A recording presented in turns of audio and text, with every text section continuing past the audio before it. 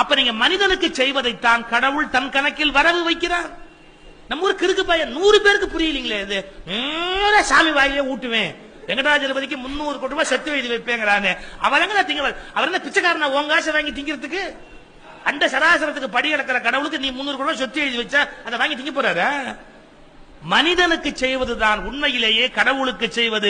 இந்த அடிப்படை அறிவை கூட இந்தியாவிலே இன்னும் ஏற்படுத்த முடியலையே. கோயில்ல காசு இருக்கு, ஏழைக்கு எப்படி சார் பட்டினி இருக்கலாம்? சாமிக்கு பால் அபிஷேகம் ஆகுது, கடவுள் பால்ல குளிச்சுக்கிட்டு இருக்கிறாரு, இந்த நாட்டில் ஏழை பால் குடிக்கல, தப்பு இல்லையா? யோசிக்க வேண்டாமா? எங்க தப்பு நடந்து யோசிக்க வேண்டாமா? இந்த நாட்டு மத தலைவர்கள் மக்களை அறிவாளியாக்கிவிட்டால் தங்கள் பதவிக்கு ஆபத்து என்பதால் முட்டாள்களாகவே வைத்திருக்கிறார். அறிவாளியா மாறணும், சிந்திக்கணும். ஒரு மனிதனுக்கு செய்வதுதான் உண்மையிலேயே ஒரு கடவுளுக்கு செய்வது. மனித நேயம் கடவுள் விரும்புவது. அதான் உண்மையான அர்ச்சனை, உண்மையான வாழ்வியல் முறை.